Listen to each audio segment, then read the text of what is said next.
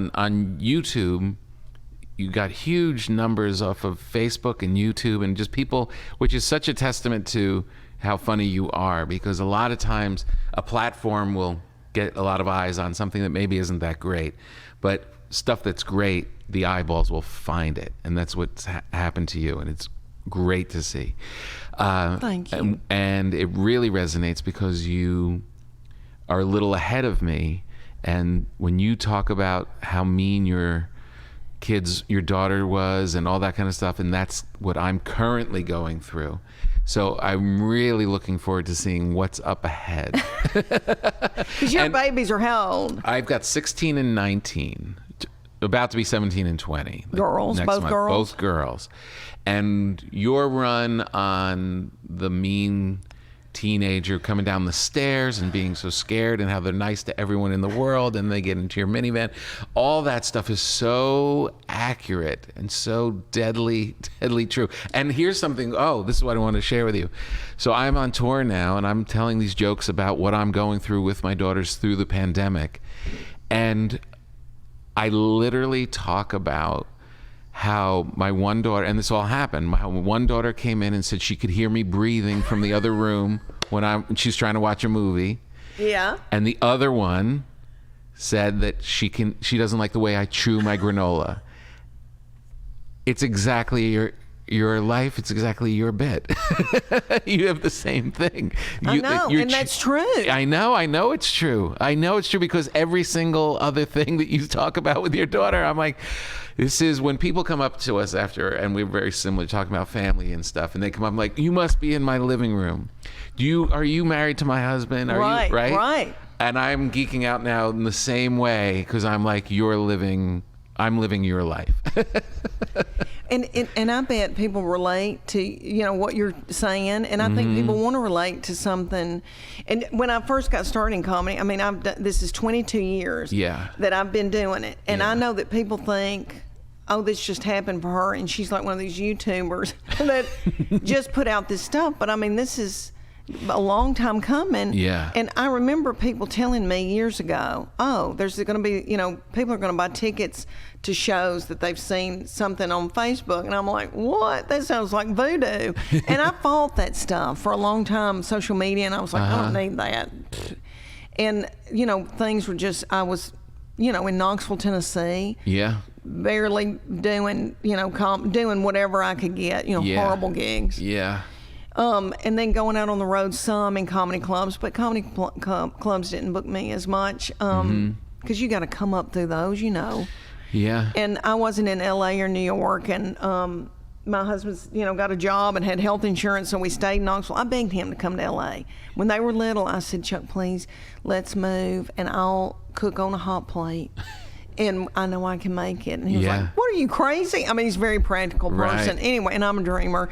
But you knew it. You had a feeling I knew it. I just knew it. But anyway, here it's better, it's happened now. My children don't need me. They're grown. Right. And because I was the one that took care of them because their daddy was always traveling with his job.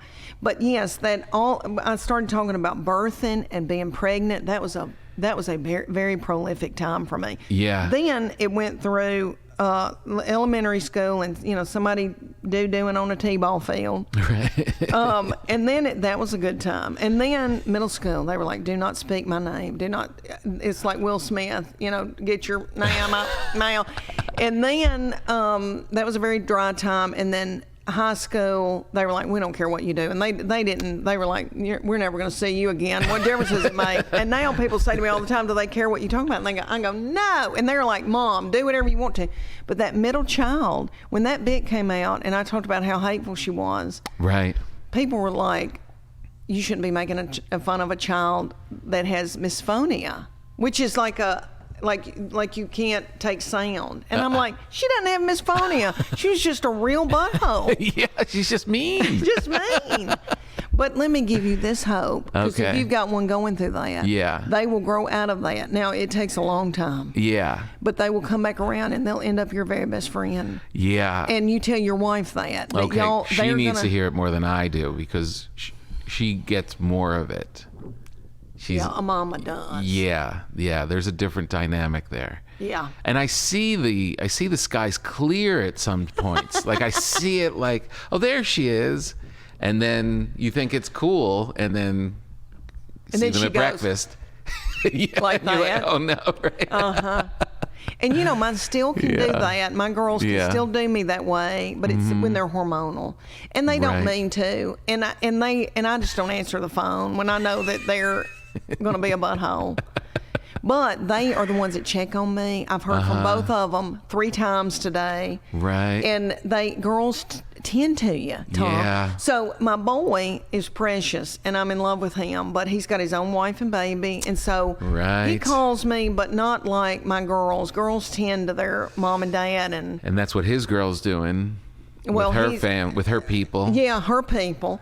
He doesn't cling to her people, but I have to share with her people. But they're Right. darling.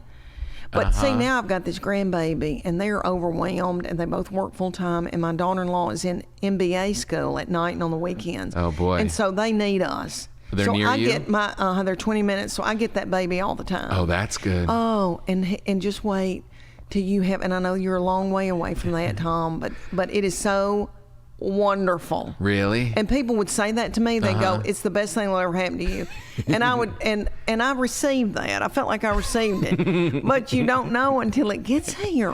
Why? Like Why is I would do. I got in an Uber about a month ago with a man, and where was I? It's one of my shows on my tour, and he said.